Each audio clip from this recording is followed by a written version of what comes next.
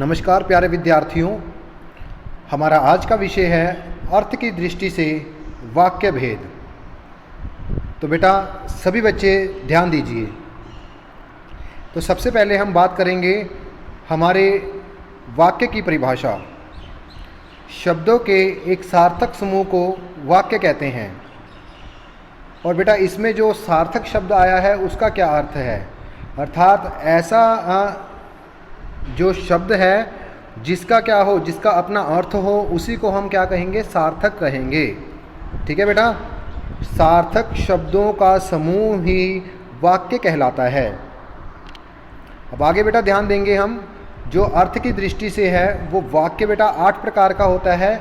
सबसे पहला विधानवाचक वाक्य और दूसरा होता है निषेधवाचक वाक्य।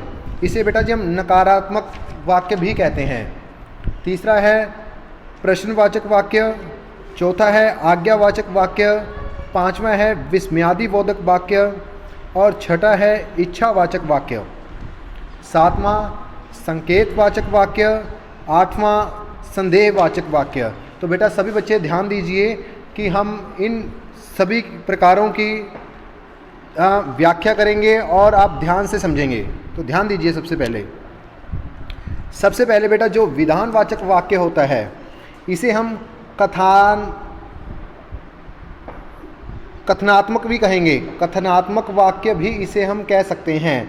तो इसकी बेटा परिभाषा क्या होगी, जिसमें सामान्य रूप से या निश्चित रूप से कार्य करने का वर्णन हो, जिसमें सामान्य रूप से या निश्चित रूप से कार्य करने का वर्णन हो, उसे कथनात्मक या विधानवाचक वाक्य कहते हैं। जैसे आप ध्यान दीजिए, चीनी मीठी होती है, तो ये नॉर्मल वाक्य है, आपको पता है। और भारत एक देश है, या हम दिल्ली जाएंगे, या फिर हम ये भी कह सकते हैं राधा गीत गाती है। इस प्रकार की जो उदाहरणें हैं ये सभी विधानवाचक वाक्य की हैं।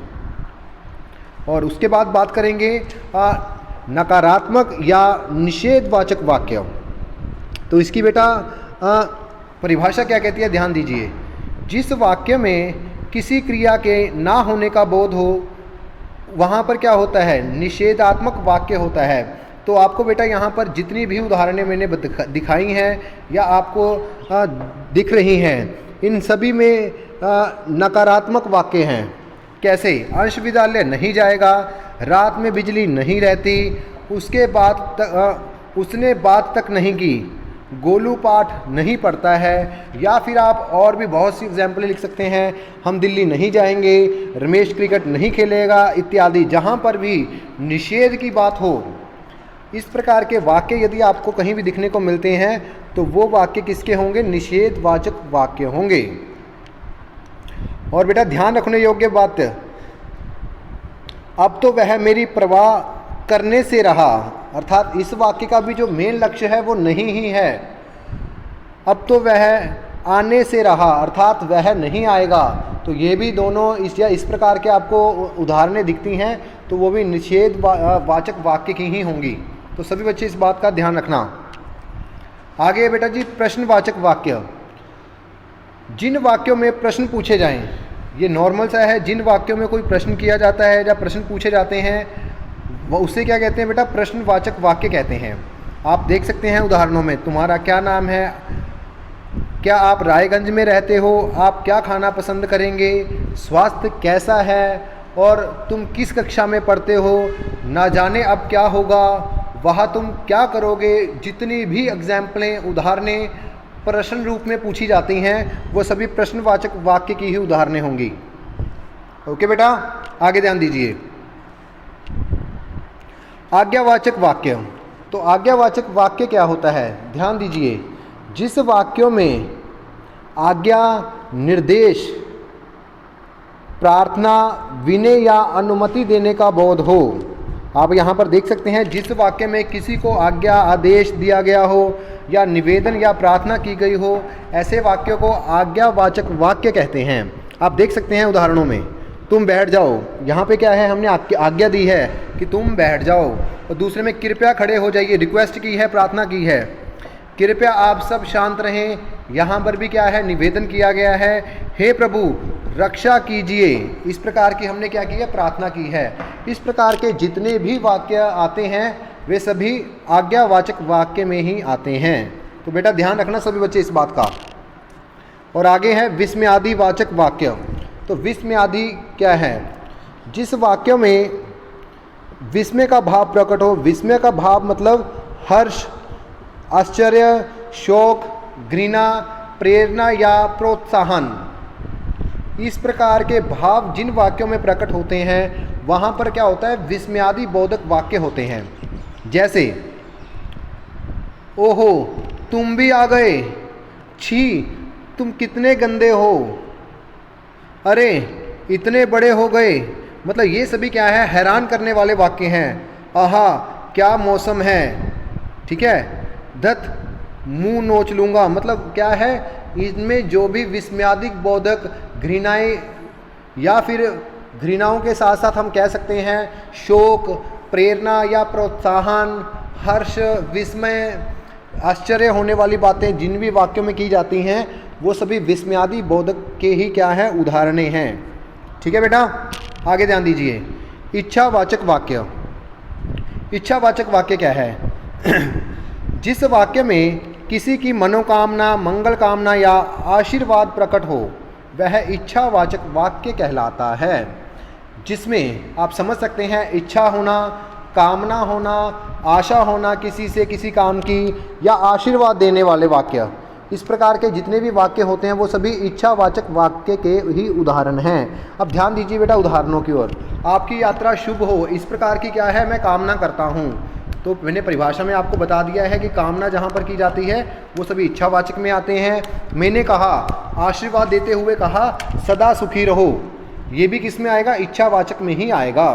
मैंने कहा नव वर्ष मंगलमय हो, यहाँ पे मैंने क्या की, आशा की है कि हमारा जो नया वर्ष है वो क्या रहे, मंगलमय रहे। ठीक है, ईश्वर तुम्हें दीर्घायु करे, ठीक है, ये भी क्या है, एक प्रार्थना है भगवान से। तो इस प्रकार के वाक्य बेटा जी इच्छावाचक वाक्यों में ही आते हैं, ध्यान रखना बेटा सभी। आगे है संकेतवाचक वाक्य। तो संकेतवाचक वाक्य क्या होते हैं, ध्यान दीजिए। जिस वाक्य में किसी एक क्रिया के होने पर ही दूसरी क्रिया के होने का संकेत होता है। एक क्रिया हुई और उसी से संकेत होगा किसकी ओर, दूसरी क्रिया की ओर। या आप इसके एक एग्जाम्पल और भी देख सकते हैं, जिन वाक्यों में एक वाक्य की क्रिया दूसरे वाक्य की क्रिया पर निर्भर होती है या डिपेंड होती है, और जिन वाक्यों में कार्य कारक भाव का संबंध होता है वहाँ पर क्या होता है, संकेतवाचक वाक्य होता है। ये ध्यान दीजिए, एग्जाम्पल है बेटा, सुनकर आपको क्लियर हो जाएगा। मैंने कहा एक वाक्य का दूसरे के साथ संबंध दर्शाया गया है, क्रिया दूसरे वाक्य की क्रिया पर क्या करती है, डिपेंड करती है। कैसे? यदि तुम परिश्रम करोगे तो सफल हो जाओगे।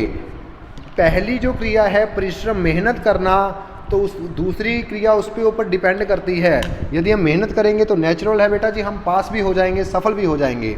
यदि वर्षा होती तो फसल अवश्य ही अच्छी होती। ठीक है, आप होते तो इतनी परेशानी नहीं उठानी पड़ती। कहने का भाव एक की क्रिया दूसरी क्रिया के साथ क्या है, संबंध रखती है, संबंध दर्शा रही है, इसलिए क्या है यहाँ पर संकेत किया गया है और संकेतवाचक वाक्य के ही उदाहरण कहेंगे। ठीक है बेटा, तो यहाँ पर क्या है, संकेतवाचक वाक्य है। ठीक है बेटा, और उसके बाद है संदेहवाचक वाक्य। तो संदेह क्या होता है, जिसे डाउट कहते हैं। तो ध्यान दीजिए, जिस वाक्य में किसी कार्य के होने में संदेह होता है, या आप ये भी कह सकते हैं जिन वाक्यों में कार्य के पूरा होने में या संदेह हो या फिर हमें संभावना हो, वहाँ पर क्या होता है, संदेहवाचक वाक्य होता है। जैसे शायद मोहन दिल्ली जाएगा, संभव है आज वर्षा हो सकती है, अध्यापक इस समय पढ़ा रहे होंगे। मतलब मुझे क्लियर भी नहीं है और मैंने एक क्या किया, मुझे डाउट है लेकिन मैंने एक संभावना की कि ऐसा हो सकता है।